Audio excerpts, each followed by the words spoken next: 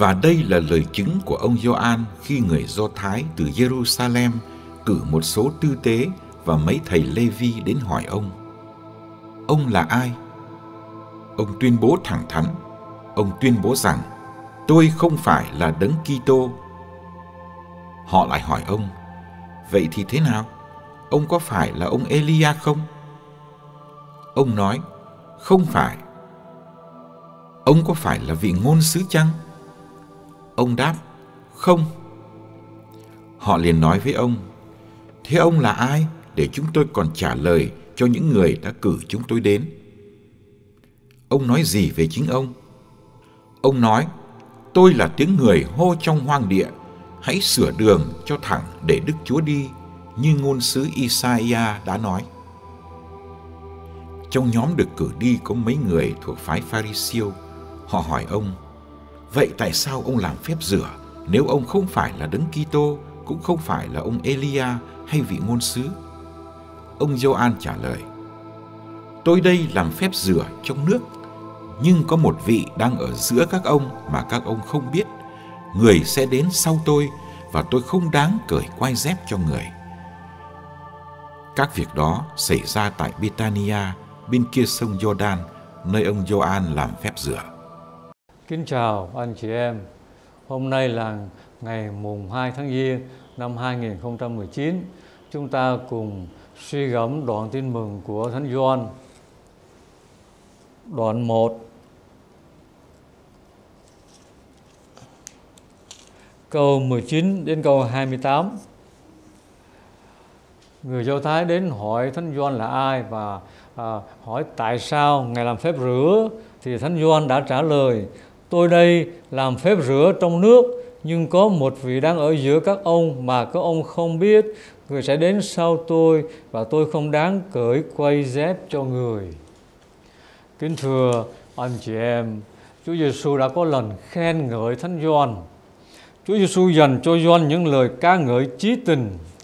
Trong suốt lịch sử không hề có ai cao trọng hơn Gioan, nhưng tiếp đó là một câu bất ngờ. Tuy nhiên, kẻ nhỏ nhất trong nước trời còn cao trọng hơn ông. Bất ngờ và khó hiểu, thưa anh chị em. Nhưng Gioan đã thiếu điều gì? Cái gì người Kitô hữu có nhưng Gioan không bao giờ có thể có? Câu trả lời rất đơn giản và cũng rất căn bản. Gioan chưa hề thấy thập giá và phục sinh của Đức Kitô.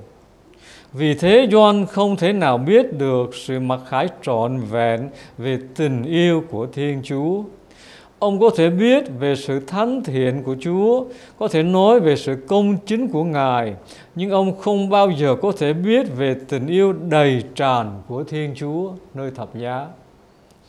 Nghe sứ điệp của Gioan và đối chiếu với sứ điệp của Chúa Giêsu, ta thấy cái ý trong sứ điệp của Gioan là đe dọa, hủy diệt.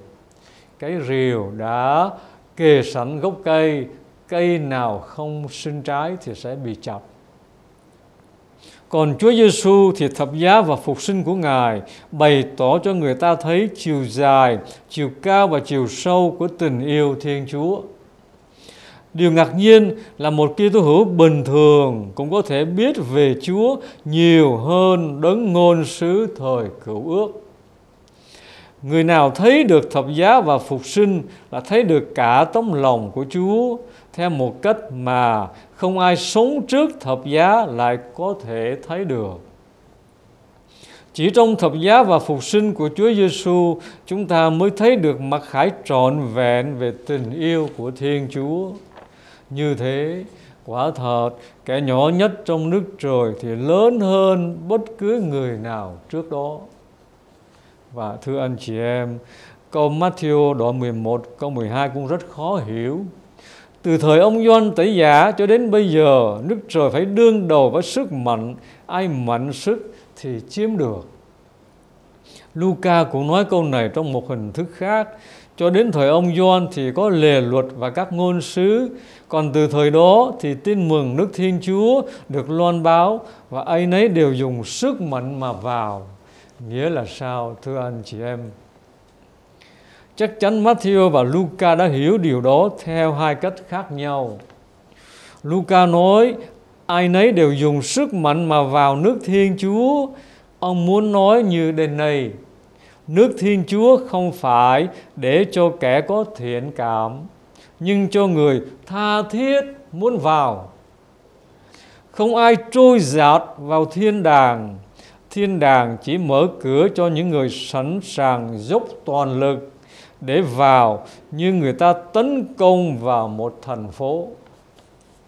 Nếu ghép hai lời tường thuật của Matthew và Luca với nhau, có lẽ chúng ta sẽ thấy được đầy đủ ý nghĩa của câu nói khó hiểu này. Có thể Chúa Giêsu đã nói thế này: nước của ta sẽ luôn luôn bị hãm ép, kẻ bạo tàn sẽ tìm cách xâu xé, cướp giật và hủy phá nó. Vì thế, chỉ có kẻ nào hết lòng sốt sắng, chỉ có kẻ nào mà lòng nhiệt thành, có đủ sức mạnh đánh bạt được bạo lực, bắt bớ, thì cuối cùng mới vào đó được. Có thể những lời này của Chúa Giêsu vừa là một lời báo trước bạo lực bất hại sẽ xảy ra đối với hội thánh, đồng thời là một thách thức làm nảy sinh lòng nhiệt thành mạnh mẽ hơn cả bạo lực. Thưa anh chị em, xin mẹ Maria, Thánh cả Giuse, Thánh Gioan Tiền Hô chúc lành cho chúng ta, giúp chúng ta sống phép rửa mà chúng ta đã đón nhận bằng cách lắng nghe và giữ lời của Chúa, sống đức tin, để chúng ta được hưởng tràn đầy ơn cứu độ của Chúa ban cho chúng ta và cho cả thế giới này. Amen.